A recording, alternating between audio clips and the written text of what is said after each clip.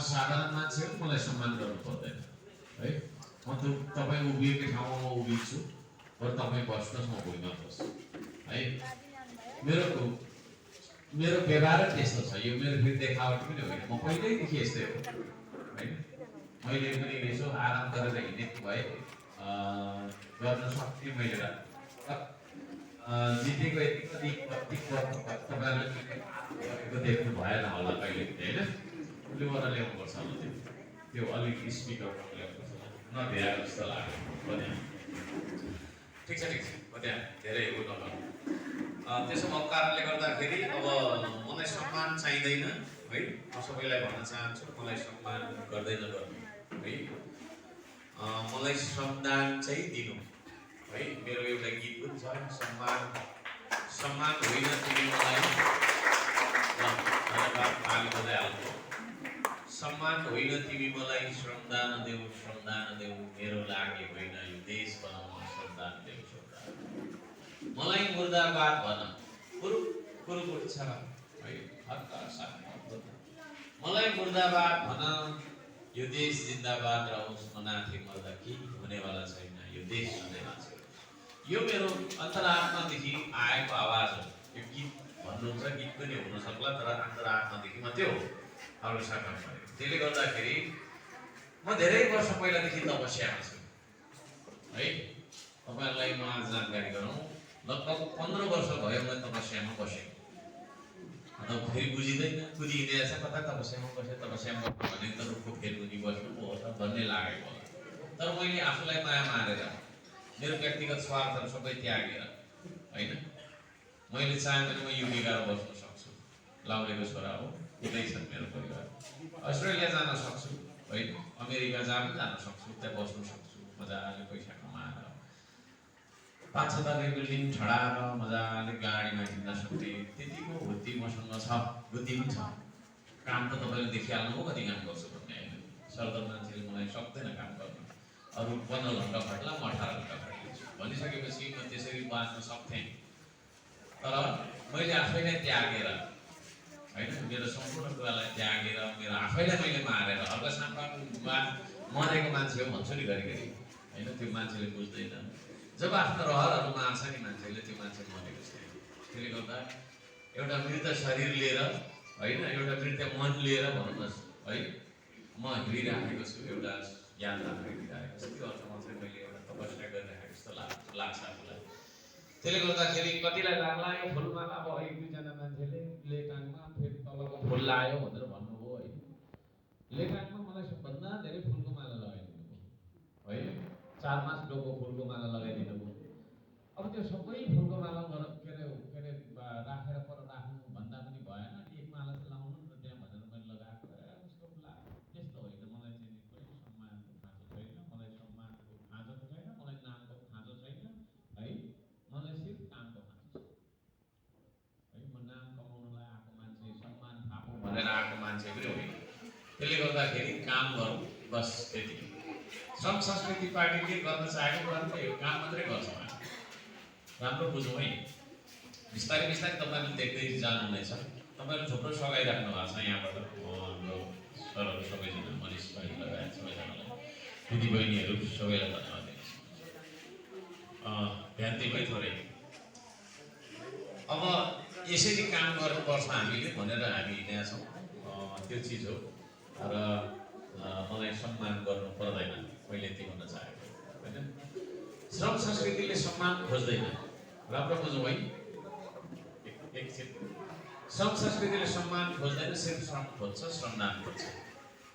म सबैजनालाई त्यही भन्न चाहन्छु। कोही हामी श्रम हुनु हुँदैन छैनौँ पनि, सिर्फ काम गर्ने।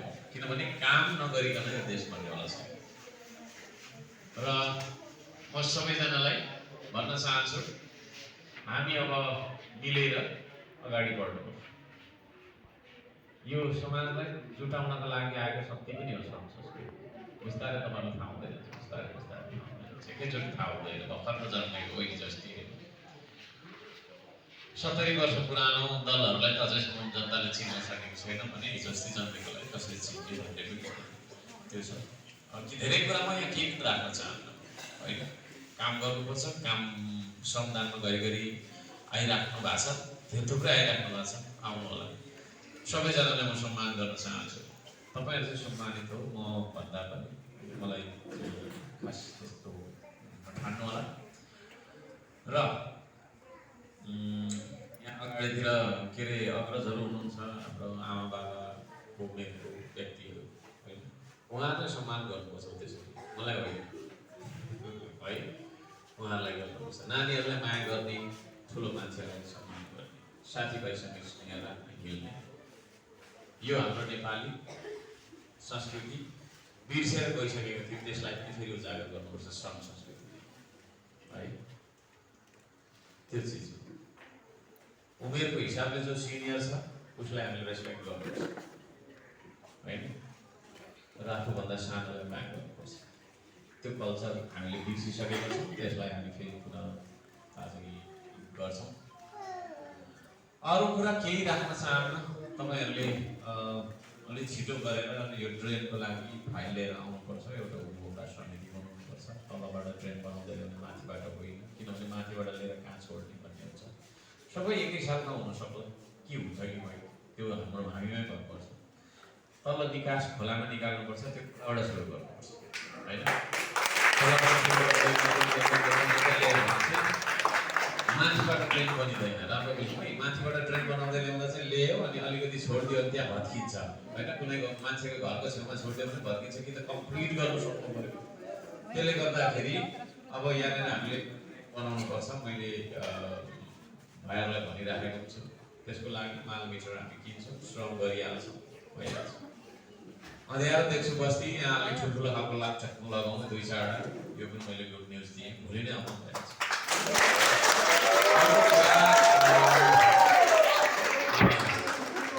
बस्ती अँध्यारो भएको छ, त्यसले गर्दा अलिक ठुल्ठुलो खालको के अरे लाइट होइन हामीले लगाउनुपर्छ केही ठाउँ। र एउटा राम्रो कुरा चाहिँ मैले यहाँ के राख्न चाहेको छु भने यहाँनिर हामीले एउटा जग्गा बारेर राखेको छौँ होला होइन। यता तल छ, त्यहाँभित्र घर त बनाएको छैन होला, छैन। मैले एउटा प्लास्टिक प्रशोधन फ्याक्ट्री खोल्नको लागि 25 लाख रुपियाँ पैसा राखेको छु।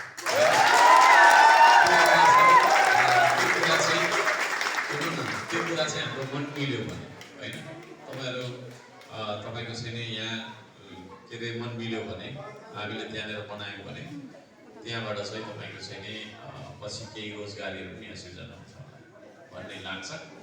र त्यसमा पनि तपाईँले छलफल गर्नु होला। 3टा कुरा भने, एउटा ट्रेनको कुरा, एउटा लाइटको कुरा, एउटा फ्याक्ट्रीको कुरा होइन। त्योभन्दा धेरै कुराहरू नगरौँ अहिले। त्यति भनौँ, भात खानुपर्छ गएर होइन, भात पाकेको छैन, केटाकेटी कता हो, धेरै कुराहरू छ। धेरै भाषण मात्रै गरेर हुन्छ र छैन। त्यसले गर्दाखेरि त्यसरी जाउँ। म सधैँभरि तपाईँहरूसँग छु होइन। अब योभन्दा मासतिर कुरा एक यात्राको तय पनि हामी गर्छौँ होइन। यो देशमा धेरै कुराहरू समस्याको रूपमा छ। त्यो समस्यालाई चाहिँ समाधान गर्नको लागि कानुनले समाधान गर्छ, व्यक्तिले गर्नु सक्दैन। धरानको महानगरपालिकामा बसिराखेर मेयरले होइन काम मात्रै गर्ने हो, कानुन बनाउनु सक्दैन मेयरले। सामान्य यसो यतातिरको निर्णयहरू मात्रै हो। देशको कानुन प्रयोग गर्ने हो भने होइन, हामी श्रम संस्कृतिलाई अगाडि बढाउनुपर्छ। र मैले भने अब धेरै विभेदको कुराहरू छ यो देशमा, त्यो विभेदलाई काट्ने भनेको श्रम संस्कृति मात्रै हो है। यसरी काम गर्ने मान्छेलाई नै कामी भनेर तपाईँको चाहिँ हेला गर्ने समाज हो। काम गर्ने मान्छे धेरै काम गर्यो भने कामी भनेर घरभित्र बस्नु समाज। अझै पनि त्यो खालको विभेद छ छैन है, धेरै होइन, अझै पनि त्यो खालको विभेद हामीले महसुस गरेका छौँ। काम गर्ने मान्छे त ठुलो हुनु पर्दैन र सानो बनायो नि त, समाज सानो बनाएन है। त्यसले गर्दाखेरि त्यो खालको तपाईँको चाहिँ समाजलाई यदि हामीले बदलेर, हामी सबैजना एउटै हो। तपाईँहरूले एउटा कुरा देख्नुभयो कि भएन, कुन त कस्तो लाग्छ तब एकछिनै तपाईँहरूलाई कस्तो लाग्छ। अर्को सामाजिक समानतामा विश्वास गर्छ। हामी श्रमदान जाँदाखेरि होइन एउटै खालको टी सर्ट लाउँछौँ हो, म त्यहाँ माथि किन बसेन, किन यहाँ बस्छु भन्दा तपाईँको त यही कस्तो लाग्छ होइन। साझा जीवनमा विश्वास गर्छु होइन। ठुलो भएर हिँड्न चाहेको भन्दा तपाईँहरूसँग नभेट्दा हुन्छ भने व्यापारी ठेकदारसँग मात्रै भेटिँदा हुन्छ होइन। अनि 4 वर्ष 6 महिनासम्म ठेकदार र व्यापारीसँग भेट्यो, टन्न पैसा कमायो, अनि 6 महिना पछाडि के अरे चुनाव हुनु 6 महिना अगाडि आयो, तपाईँहरूलाई ढाट्यो, फेरि चुनाव जित्यो है। त्यसो गर्न सक्थेँ नि त मैले चाहेको भए, सक्दिनँ नै। तर जितेको दिनको जितेपछिको 3 दिन 1 हप्ता पछाडिदेखि तपाईँहरूसँग मैले काम गरिरहेको छु। पाखा भित्ता खोला नाला बगर जङ्गल है, कुरा बुझ्नुभयो नि। मैले कहिले पनि सेवा सुविधा भोग गरिनँ। थुप्रै अफरहरू आए होइन, किनभने धरान महानगरपालिकाको मेयर भनेको सानो मान्छे होइन क्या। कुरा बुझ्नुभयो नि। धरान जस्तो आधुनिक सहरको मेयर है, मजाले थाहा साथ हिँड्न सक्थेँ। तर मैले त्यो सुख सुविधा सबै कुरा मैले भने नि त, मेरो रहरलाई मारेर आजभन्दा 10-15 वर्ष पहिला नै म आफूलाई मारेर निस्केको मान्छे हो त्यो देशको सुख, देशको परिवर्तनको लागि। त्यसले गर्दाखेरि त्यो तपस्यामा म अझै छु, सधैँभरि रहिरहन्छु, बाँचुन्जेल रहिरहन्छु होइन। यो देशमा हाँसुन्जेलसम्म म हाँस्नु मिल्दैन होइन। यो देश तपाईँको छैन होइन, ले सुख नपाइन्जेलसम्म मैले सुख भोग गर्न हुँदैन। त्यो म भन्न चाहन्छु, त्यो मेरो मान्यता हो। र त्यो मेरो मान्यतालाई फलो गर्नु हुने हाम्रा साथीभाइहरूलाई म भन्न चाहन्छु, तपाईँहरू मै जतिको त्याग त गर्न सक्नुहुन्न होला, तर त्यो कुरालाई कहिले नबिर्सनु होइन।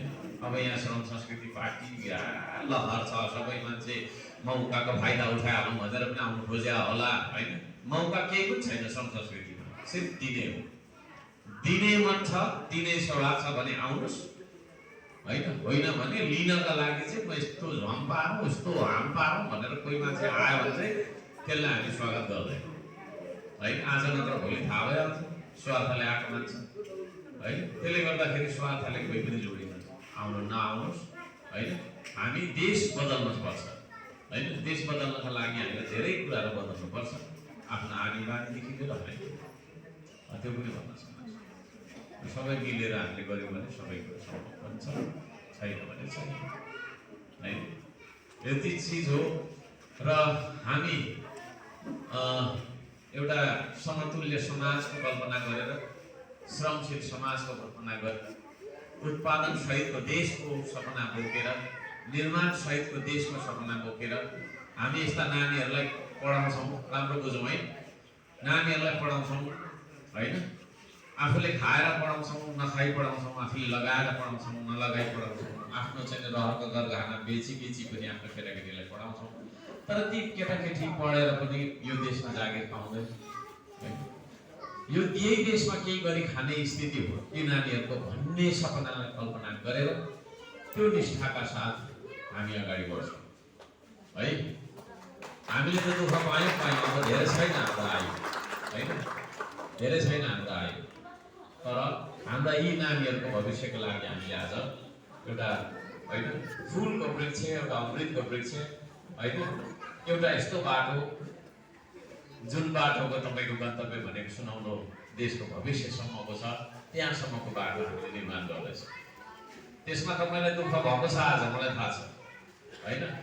मैले पनि सुख त गरेँ। हिजो श्रमदानमा आउनुभयो, बेसी दुःख भयो, मलाई पनि सुख त भयो।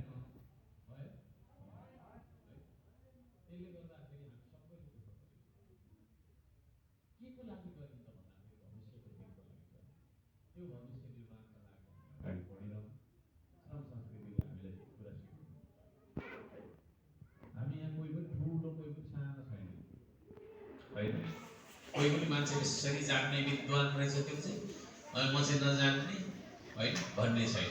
हामी सबैजना बराबर हो होइन। तर पनि मैले अघि भने उमेरले हाम्रो अग्रजहरूलाई हामीले सम्मान गर्छौँ, आफ्नो समकालीनसँग प्रेम गर्छौँ, माया गर्छौँ, सद्भाव राख्छौँ, सहकार्य गर्छौँ र आफूभन्दा सानालाई स्नेह माया दिन्छौँ। यो चिज हामी सधैँभरि गालेर अगाडि बढिरहन्छौँ। म यति भन्न चाहन्छु।